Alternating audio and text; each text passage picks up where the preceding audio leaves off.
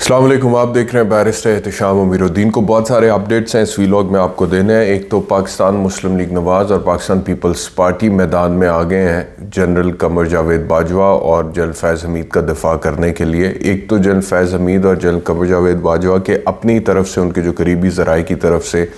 مولانا کے بیان کی تردید آئی تھی، وہ میں نے پچھلے ویلاگ میں آپ لوگوں کو بتا دی تھی۔ لیکن اب پاکستان پیپلز پارٹی اور پی ایم ایل این دونوں پریس کانفرنسز کر رہے ہیں اور کہہ رہے ہیں کہ مولانا فضل الرحمان سب سے بڑے بینیفیشری تھے پی ڈی ایم کے، انہوں نے مزے خود لیے ہیں، اب آ کے وہ شور مچا رہے ہیں۔ اور ایسی کوئی بات نہیں ہے کہ جنرل باجوہ نے یا جنرل فیض نے کہا کہ جی تحریک عدم اعتماد لے کر آنی ہے، بلکہ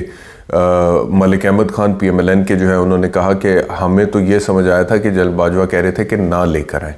تو یعنی کہ وہ کہنا یہ چاہ رہے ہیں کہ جنرل باجوہ جو اس وقت کے chief of the army staff تھے، وہ یہ کہہ رہے تھے کہ پی ڈی ایم کو کہ آپ تحریک عدم اعتماد نہ لے کر آئیں، اور یہ پھر بھی لے آئے۔ اور پھر اسٹیبلشمنٹ پوری کی پوری جو ہے سپورٹ کر رہی تھی عمران خان کو اس وقت کی، اس کے باوجود وہ پریزن وینز باہر آ کر کھڑی ہو گئیں، اس کے باوجود رات 12 بجے عدالت کھلی، اس کے باوجود سو موٹو نوٹس ہوا، اس کے باوجود تمام تر مطلب کہ وہ پورا ایک سسٹمیٹک طریقے سے پورے سسٹم کی اور ریاست کی اور وسائل کی سپورٹ تھی اس ٹائم پہ، اس سے انکار نہیں کیا جا سکتا۔ Having said that I will again سے پی ٹی آئی والوں کو یہ ایشو ہوتا ہے اس بات سے کہ جی ووٹ آف نو کانفیڈنس پہ ووٹنگ ہی نہیں ہونی چاہیے تھی، ووٹنگ ہونی چاہیے تھی۔ اس کے محرکات کچھ بھی ہو سکتے ہیں، اس کے پیچھے سازش بھی ہو سکتی ہے، اور certainly vote of no confidence ایک سازش ہی تو ہوتی ہے، ایک کنسپریسی ہی تو ہوتی ہے، لیکن لیجٹمیٹ طریقے سے ہوتی ہے، کانسٹیٹیوشنل طریقے سے ہوتی ہے۔ یعنی کہ سب آپ کے سیاسی حریف اکٹھے ہو گئے اور اکٹھے ہو کے آپ کو ووٹ آؤٹ کرنا چاہتے ہیں، تو آئین کہتا ہے کہ ووٹ آؤٹ ہوتے ہیں آپ، تو ہو سکتے ہیں، اور وہ تحریک عدم اعتماد کا نام اس کو دیا، تو اس کے اوپر ووٹنگ تو ہونی بنتی تھی۔ لیکن جس طرح سے اس کو اسٹیبلشمنٹ کی طرف سے فیسیلیٹیٹ اور سپورٹ کیا گیا ہے، وہ غیر آئینی ہے۔ یعنی کہ سیاستدان خود مل کے بیٹھ کے اگر فیصلہ کر لیتے اور ووٹ آف نو کانفیڈنس لے کر آتے، پھر وہ کامیاب ہوتا یا ناکام ہوتا۔ آپ نے دیکھا ہے برطانیہ میں کتنے وزرائے اعظم تبدیل ہوئے ہیں تھوڑے سے عرصے میں، کتنے سارے نام آئے ہیں۔ وہ کانسٹیٹیوشنل طریقے سے it is the business of the parliament, اور اس میں اسٹیبلشمنٹ کا عمل دخل نہیں ہے، تو اس میں کوئی پرابلم نہیں ہے۔ اسی طرح پاکستان میں vote of no confidence Imran Khan کے خلاف آیا تھا، اگر وہ سیاست دانوں کی حد تک ہوتا اور اسٹیبلشمنٹ اس میں سہولت کار نہ ہوتی، فیسیلیٹیٹر نہ ہوتی، تو پھر اس میں بھی کوئی پرابلم نہیں ہے۔ لیکن اسٹیبلشمنٹ کا رول یا ان کی مداخلت یا ان کی فیسیلیٹیشن جو ہے وہ غیر آئینی ہے، وہ غیر قانونی ہے، اس کا جواز نہیں بنتا۔ اس کی حد تک جو ہے سرٹنلی ہم تنقید کرتے ہیں کہ یہ نہیں ہونا چاہیے تھا۔ تو بہرحال شاہ سے زیادہ شاہ کے وفادار پاکستان مسلم لیگ نواز اور پاکستان پیپلز پارٹی میدان میں اتر چکے ہیں جنرل باجوہ اور جنرل فیض کے دفاع میں، اور انہوں نے مولانا کو یاد کرایا کہ جنرل فیض حمید تو اس وقت کور کمانڈر پشاور تھے، وہ تو ڈی جی آئی تھے بھی نہیں، تو مولانا صاحب کیا کہہ رہے ہیں۔ اچھا بائی دا وے، مولانا فضل الرحمان صاحب کی طرف سے بھی ایک وضاحت آ گئی ہے جس میں انہوں نے کہا ہے کہ جنرل فیض حمید کا نام غلطی سے زبان پر آ گیا۔ یعنی کہ یہ جو وضاحت ہے مولانا کی، اس کا مطلب اس حد تک جو میں سمجھاؤں وہ یہ ہے کہ وہ جو اپنا اس وضاحت میں وہ جو ان کا سٹیٹمنٹ تھا جس میں انہوں نے کہا کہ جنرل باجوہ کے کہنے پر ووٹ آف نو کانفیڈنس لائیں تھیں سیاسی جماعتیں اس ٹائم پہ، اس سے وہ پیچھے نہیں ہٹے ہیں، صرف اس بات سے ہٹے ہیں کہ جنرل باجوہ کے ساتھ جنرل فیض کا نام انہوں نے کہا کہ غلطی سے نام پہ آ گیا، تو وہ شاید ایک اور جنرل، اب وہ دوسرے جنرل اس وقت کے ڈی جی آئی ہو سکتے ہیں، یہ وضاحت ابھی نہیں آئی ہے مولانا فضل الرحمان کی طرف سے، لیکن وہ سٹیٹمنٹ پر قائم ہے، فیض کی حد تک انہوں نے ضرور وضاحت دی ہے۔ تو ایک تو یہ سچویشن جو کہ بہت زیادہ ڈسکس ہو رہی تھی آپ تک پہنچانی تھے اس کے اپڈیٹس۔ دوسرا میں آپ سے عرض کروں کہ کے پی کے میں جماعت اسلامی نے انکار کر دیا ہے حکومت کا حصہ بننے سے، تو اب پاکستان تحریک انصاف کے مذاکرات جے یو آئی ایف سے چل رہے ہیں، ہو رہے ہیں. اور لیکن مولانا کی جو وضاحت ہے اس میں انہوں نے یہ بھی کہا ہے کہ پی ٹی آئی کے ساتھ مذاکرات کا عمل ٹوٹ بھی سکتا ہے، لیکن پی ٹی آئی کی طرف سے فی الحال مذاکرات ہو رہے ہیں اور امکان ہے، کوشش ہے ان کی کہ کے پی کے میں جے یو آئی ایف حکومت بنائے، ان کے ساتھ مل کر حکومت بنائے. اچھا جی، دوسرا عمر ایوب صاحب پاکستان تحریک انصاف کے جنرل سیکرٹری، نامزد امیدوار وزیر اعظم کے لیے. ان کو 24 ایف آئی آرز میں 24 پرچے ان کے خلاف جو درج ہوئے تھے، اس میں ان کو 1 ماہ کی حفاظتی ضمانت پشاور ہائی کورٹ کی طرف سے مل گیا. وکیل تھے بابر روان صاحب، انہوں نے ان کو ریپریزنٹ کیا، اور عمر ایوب کو 24 ایف آئی آرز میں 1 ماہ کی حفاظتی ضمانت مل چکی ہے، جو کہ بہت بڑا ریلیف ہے عمر ایوب کے لیے. لیکن عمر ایوب کا یہ کہنا ہے کہ پاکستان تحریک انصاف کے ایک ایم این اے جنہوں نے قومی اسمبلی کا الیکشن جیتا ہے، بریگیڈیئر اسلم کھمن، عمر ایوب کا کہنا ہے کہ وہ اغوا ہو گئے اور ان کو اغوا کیا گیا ہے تاکہ ان کی وفاداری تبدیل کی جائے، ان کے اوپر پریشر ڈالا جا رہا ہے، اور ان کو پریشر ڈالنے کے لیے تو یہ خبر آئی ہے، لگی بھی ہوئی ہے مختلف، آپ نے اخبارات میں دیکھی بھی ہوگی، television, mainstream electronic media headlines پر تو نہیں چلی ہے سرٹنلی، لیکن بریگیڈیئر اسلم گھمن کے حوالے سے خبر ہے، کامیاب کینڈیڈیٹ ہے پاکستان تحریک انصاف کے قومی اسمبلی کے، وہ اغوا ہو گئے جی، نامعلوم افراد نے ان کو اغوا کر لیا. اور عمر ایوب صاحب کا کہنا ہے کہ اس کے تانے بانے اسی سے ملتے ہیں کہ جی ان کو پریشرائز کیا جا رہا ہے کہ وہ پی ٹی آئی کو چھوڑ دیں اور دوسری سیاسی جماعت جوائن کر لیں. تو ایک تو یہ چیز ہے جی. دوسرا میں آپ سے عرض کروں کہ پاکستان تحریک انصاف نے ایک بہت بڑی پریس کانفرنس کی ہے. جتنے بھی پاکستان تحریک انصاف کے کینڈیڈیٹس جن کا دعویٰ ہے کہ وہ جیتے ہوئے تھے لیکن ان کو ہرایا گیا ہے فارم 47 میں ہیر پھیر کر کے، باری باری ان کو بلا کر بٹھایا گیا اور انہوں نے گفتگو کی ہے، اور اس میں سلمان راجہ صاحب، ریحانہ ڈار صاحبہ، بہت سارے لوگ اور بھی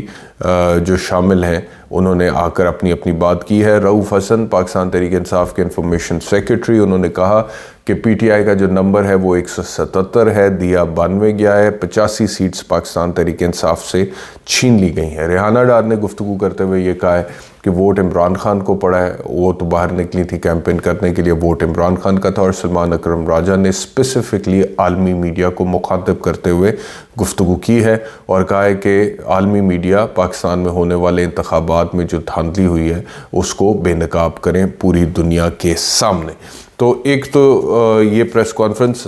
کی ڈیٹیلز آپ تک پہنچانی تھی، اور ایک آج کی جو بہت امپورٹنٹ خبر ہے وہ ہے جی ڈی اے کا جلسہ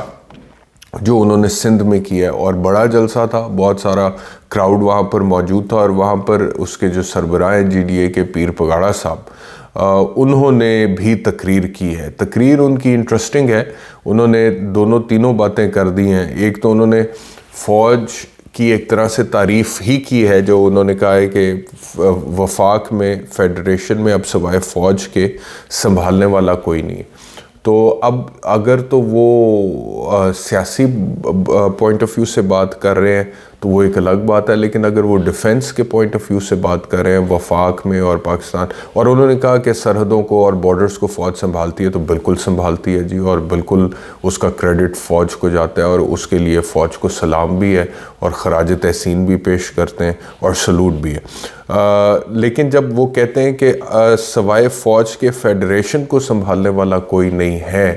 تو اس میں اگر فوج کے یا اسٹیبلشمنٹ کے سیاست میں مداخلت کو وہ سپورٹ کر رہے ہیں تو اس کے اوپر تحفظات ہو سکتے ہیں. لیکن بہرحال باقی باتیں انہوں نے مختلف کی ہیں. انہوں نے کہا جی کہ یہ حکومت جو بن رہی ہے 10 ماہ سے زیادہ نہیں چلے گی، اور انہوں نے یہ بھی کہہ دیا کہ ایمرجنسی یا مارشل لاء بھی آ سکتا ہے. میرا خیال ہے کہ سیاستدانوں کو ایسی باتیں نہیں کرنی چاہیے.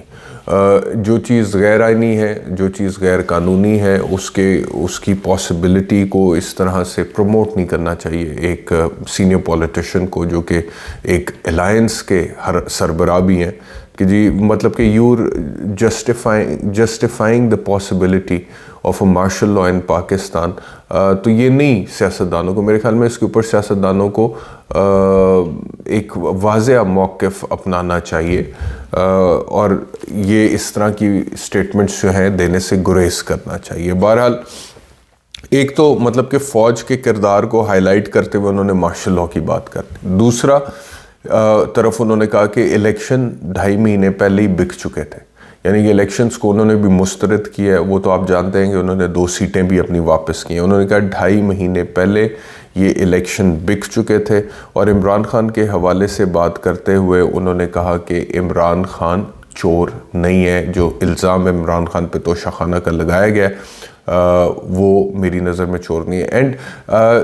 انٹرسٹنگ تھنگ واز کہ جلسہ GDA کا تھا اور میں نے پیر بگاڑا کی وہ تقریر سنی ہے. اب وہ جتنی بھی باتیں کر رہے تھے مثال کے طور پہ فوج کے حوالے سے یا الیکشن کے حوالے سے یا کوئی اور بات کر رہے تھے، تو جب وہ بول رہے تھے تو ان کی تقریر جو ہے اس میں کراؤڈ جو ہے وہ اس کی طرف سے کوئی رسپانس نہیں تھا. لیکن جیسے ہی انہوں نے کہا کہ عمران خان چور نہیں ہے تو دا کراؤڈ روڈ، ایک کراؤڈ کی طرف سے رسپانس، رد عمل آیا، ایک رور آیا کراؤڈ کی طرف سے. تو یعنی کہ GDA میں جو لوگ وہاں پر موجود تھے، اپیرنٹلی سندھ میں وہ جلسہ ہو رہا ہے، تو ادھر بھی عمران خان کی مقبولیت کراؤڈ میں نظر آئی ہے. تو انہوں نے کہا کہ اگر عمران خان چور ہے تو ہم سب چور ہیں. یہ بھی انہوں نے ایک اسٹیٹ، جس کے بعد اس پہ بھی کراؤڈ کی طرف سے رد عمل آیا، ری ایکشن آیا. جماعت اسلامی کہ کراچی کے جو اپنا امیر ہیں اپنا، انہوں نے حافظ نعیم صاحب، تو انہوں نے بھی بات کی، تقریر کی، اور انہوں نے کہا کہ یہ کون سی فیکٹری ہے جس میں پاکستان تحریک انصاف کا نام لیا انہوں نے اپنے ساتھ، کہ PTI اور جماعت اسلامی کے 8 سے 10 لاکھ ووٹ لینے والے ہار جاتے ہیں اور MQM کا 1 لاکھ ووٹ لینے والے جیت جاتے ہیں. تو یہ کون سی فیکٹری ہے جس کے اندر یہ نتائج مرتب ہوئے ہیں؟ تو بھرپور طریقے سے یہ الیکشن جو ہے ایک بہت بڑے پیمانے پہ اس کی ریجیکشن ہو چکی ہے. الیکشن کی ریجیکشن ہو چکی ہے، قومی سطح پر ہو چکی ہے، مختلف پارٹیوں کی طرف سے ہو چکی ہے. ان کے لیڈران سٹیٹمنٹس دے چکے ہوئے ہیں، بہت سارے لوگ سیٹیں چھوڑ چکے ہیں. اور اس ساری صورتحال میں اب پاکستان تحریک انصاف کی طرف سے ایک خبر یہ آ رہی ہے کہ PTI نے اپوزیشن میں بیٹھنے کا فیصلہ کر لیا ہے اور PTI اپوزیشن میں بیٹھ رہی ہے. یہ خبر رپورٹ ہو رہی ہے. تو اگر ایسا ہی ہے کہ پاکستان تحریک انصاف نے اپوزیشن میں بیٹھنے کا فیصلہ کر لیا، تو میرے خیال میں PDM کے لیے آسان نہیں ہوگا. PDM کے لیے بہت مشکل ہوگا، کیونکہ وہ بھانمتی کا کنبہ ہے. اس میں کئی جماعتیں مل کے ایک کاز کے لیے اکٹھی ہوئی ہیں اور وہ کاز حکومت بنانا ہے. اور آپ جانتے ہیں کہ اس طرح کی جو حکومت ہوتی ہے وہ بہت کمزور ہوتی ہے، اور اس کے بارے میں پریڈکشن ہر طرف سے یہی آ رہی ہے کہ یہ زیادہ دیر چل نہیں سکے گی، پرٹیکولرلی گیون دا فیکٹ کہ PDM کی پہلے جو پرفارمنس تھی اور اب آگے جو پاسبلی ہو سکتی ہے، اس کی وجہ سے عوام بھی بہت تنگ تھے اور آگے جلدی مزید آ جائیں گے. تو اس سچویشن کو مد نظر رکھتے ہوئے یہ حکومت PDM اگر بناتی ہے تو یہ زیادہ دیر نہیں چل سکے گی. ابھی تک کے لیے اتنی اپڈیٹس ہیں. انشاءاللہ دوبارہ اگلے ویلاگ میں آپ سے ملاقات ہوگی. اپنا خیال رکھیے. اللہ حافظ.